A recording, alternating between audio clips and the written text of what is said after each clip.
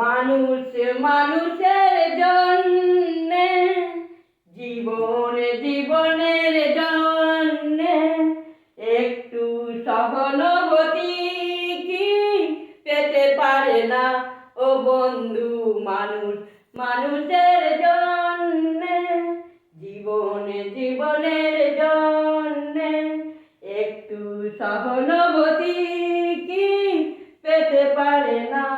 মানুষ মানুষকে পণ্য করে, মানুষ মানুষকে জীবিকা করে, মানুষ মানুষকে পণ্য করে, মানুষ মানুষকে জীবিকা করে।